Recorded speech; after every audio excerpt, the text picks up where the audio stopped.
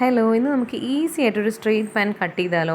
ഒരു കോംപ്ലിക്കേഷനും ഇല്ലാതെ നമുക്ക് പെട്ടെന്ന് ചെയ്തെടുക്കാം. അതിനായിട്ട് ഫാബ്രിക് ഇതുപോലെ നമ്മൾ 4ആയിട്ട് മടക്കിയിടുക. ഒന്ന് ഫ്രണ്ടിലേക്കും ഒന്ന് ബാക്കിലേക്കുമായിട്ട്. ഇനി നമുക്ക് വേണ്ട മെഷർമെൻറ്റ്സ് ഒന്ന് നോക്കിയേക്കാം. അതിനായിട്ട് ആദ്യം വേസ്റ്റ് റൗണ്ട് വേണം, ഹിപ്പ് റൗണ്ട് വേണം, പാൻറ്റിൻ്റെ ലെങ്ത്ത്, ബോട്ടമിലുള്ള ലൂസ്, ക്രോച്ച് ലെങ്ത്ത് നമുക്ക് കണ്ടുപിടിക്കാം.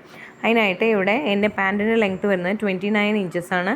അതുപോലെ വേസ്റ്റ് റൗണ്ട് വരുന്നത് 24 ഇഞ്ചസും ഹിപ്പ് റൗണ്ട് വരുന്നത് 26.5 ഇഞ്ചസുമാണ്. ബോട്ടം ലൂസ് 5 ഇഞ്ചസ് ആണ്. ഇനി ക്രോച്ച് ലെങ്ത് എങ്ങനെ കണ്ടുപിടിക്കാൻ നോക്കുക. അതിനായിട്ട് ഹിപ്പ് റൗണ്ടിന് ഡിവൈഡഡ് ബൈ 3 ചെയ്യാം. ഏതൊരു മെഷർമെൻറ്റിലും ഇത് കറക്റ്റ് ആയിരിക്കും. അപ്പോൾ എനിക്കിവിടെ അപ്രോക്സിമേറ്റ് ആയിട്ട് 8.8 കിട്ടി. ഞാൻ 9 ഇഞ്ചസ് ആണ് എടുക്കുന്നത്. ഈ ക്രോച്ച് ലെങ്ത് പറയുന്നത് ഈ ഒരു പോയിൻ്റാണ്. ഞാൻ വരയ്ക്കുന്നതൊന്ന് ശ്രദ്ധിച്ചാൽ മതി. ആ മുകളിലുള്ള പോയിൻ്റ് കിട്ടാൻ വേണ്ടിയിട്ട് ഹിപ്പ് റൗണ്ടിൻ്റെ 4 ഭാഗം എടുക്കുക. അതിനോടൊപ്പം 4 ഇഞ്ച് തന്നെയാണ് ഞാൻ ലൂസ് കൂട്ടുന്നത്. അപ്പോൾ അങ്ങനെ എനിക്ക് 10.5 ഇഞ്ച് കിട്ടി.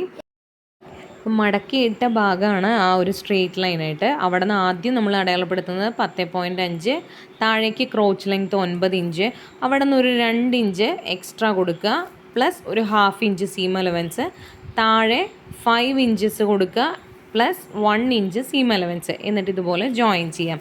ഇപ്പം ഞാൻ മുകളിൽ ആദ്യം കൊടുക്കേണ്ടത് ഇലാസ്റ്റിക് ബെൽറ്റിന് വേണ്ടിയിട്ടുള്ള ഒരു 2 ഇഞ്ച് മാർക്ക് ചെയ്യുക. 1 ഇഞ്ചിൻ്റെ ഇലാസ്റ്റിക് കൊടുക്കുന്നതുകൊണ്ടാണ് നമ്മൾ 2 ഇഞ്ച് മാർക്ക് ചെയ്യുന്നത്. നിങ്ങൾ എത്ര ഇഞ്ചിൻ്റെ ആണോ കൊടുക്കുന്നത് അതിനനുസരിച്ച് നിങ്ങൾക്ക് മുകളിൽ മാർക്ക് ചെയ്യാം. അതിനുശേഷം നമുക്കൊരു സ്ട്രെയിറ്റ് ലൈനായിട്ട് അത് വരയ്ക്കാം 2 ഇഞ്ചിൽ. ഇനി നമുക്ക് താഴേക്ക് ഇറക്കമാണ് മാർക്ക് ചെയ്യേണ്ടത്. അത് ഈ വരയിൽ നിന്നാണ് നമ്മൾ താഴേക്ക് മാർക്ക് ചെയ്യേണ്ടത്. അപ്പോൾ 29 ഇഞ്ചസാണ്. അതിൻ്റെ കൂടെ 1 ഇഞ്ച് മടക്കി അടിക്കാനുള്ള ഒരു സംഭവം കൂടി മാർക്ക് ചെയ്തിട്ട് 30 ഇഞ്ചസിൽ നമുക്ക് മാർക്കിങ് കൊടുക്കാം. ഇനി നമുക്ക് മുകളിൽ ഞാൻ കാണിച്ചിരിക്കുന്ന ആ ഒരു 10.5 ഇഞ്ചസ് ഉണ്ടല്ലോ, അതെങ്ങനെ കിട്ടിയെന്ന് വെച്ച് കഴിഞ്ഞാൽ ഹിപ്പ് റൗണ്ടിൻ്റെ 4/1 കാണുക, അതിനുശേഷം 4 ഇഞ്ച് ലൂസ് കൂട്ടുക, താഴേക്ക് crotch length hip round divided by 3 ആണ്. ഇനി റൈറ്റ് സൈഡിലേക്ക് ഒരു 2 ഇഞ്ച് എക്സ്ട്രാ, അതേപോലെ താഴെ നമ്മൾ ലൂസായിട്ട് 5 ഇഞ്ചസ് ആണ് കൊടുക്കുന്നത്. എന്നിട്ട് ഈ 2 പോയിൻറ്റും കൂടി നമുക്ക് ജോയിൻ ചെയ്യാം. അതിനുശേഷം താഴെ 1 ഇഞ്ചും ക്രോച്ച് ലെങ്ത്തിൻ്റെ അവിടെ 1/2 ഇഞ്ചും സീം അലവൻസ് കൊടുത്തിട്ട് കട്ട് ചെയ്തെടുക്കാം. ഇത്രയേ ഉള്ളൂ പാൻറ്റിൻ്റെ കട്ടിങ്. വളരെ ഈസി ആയിട്ട് ചെയ്തെടുക്കാൻ പറ്റുന്ന ഒരു പാൻറ്റിൻ്റെ കട്ടിംഗ് ആണ്. നിങ്ങൾക്ക് ആ ഒരു ഫോർമുല നിങ്ങൾ യൂസ് ചെയ്താൽ മതി. അങ്ങനെ ആകുമ്പോൾ നിങ്ങൾക്ക് ഏത് സൈസിന് വേണമെങ്കിലും ഇതേപോലെ ചെയ്തെടുക്കാം.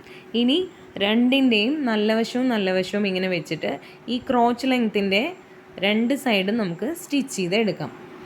ഇതുപോലെ നമ്മൾ കറക്റ്റായിട്ട് വെച്ചിട്ട് ഈ ഒരു ക്രോച്ച് ലെങ്ത്തിൻ്റെ അവിടെ നിന്ന് ഇങ്ങനെ സ്റ്റിച്ച് ചെയ്ത് പോവുക. ഒരു 1/2 ഇഞ്ചാണ് സീം അലവൻസ് നമ്മൾ കൊടുക്കേണ്ടത്. 2 സൈഡ് ഇതുപോലെ നമ്മൾ സ്റ്റിച്ച് ചെയ്തെടുക്കുകയാണ്. അതിന് ശേഷം നമുക്ക് ഇതുപോലെ സെൻറ്ററിൽ പിടിക്കുകയാണെങ്കിൽ ഇതൊരു പാൻറ്റിൻ്റെ ഷേപ്പിലേക്ക് മാറും. ഇനി നമുക്ക് മുകളിലും അതുപോലെ താഴെയും മടക്കി അടിക്കുകയാണ് വേണ്ടത്. മുകളിൽ മടക്കി അടിക്കുമ്പോൾ നമുക്ക് ഇലാസ്റ്റിക് ഇടാനുള്ള ഒരു ഗ്യാപ്പ് ഇട്ട ശേഷം ബാക്കി ഭാഗത്ത് അടിക്കുക. ഇലാസ്റ്റിക്കിൻ്റെ ലെങ്ത്ത് കണ്ടുപിടിക്കുന്നത് വേസ്റ്റ് റൗണ്ട് മൈനസ് ഒരു 3 to 4 ഇഞ്ചസ്. അപ്പോൾ ഇവിടെ നമുക്ക് 24 വേസ്റ്റ് റൗണ്ട്.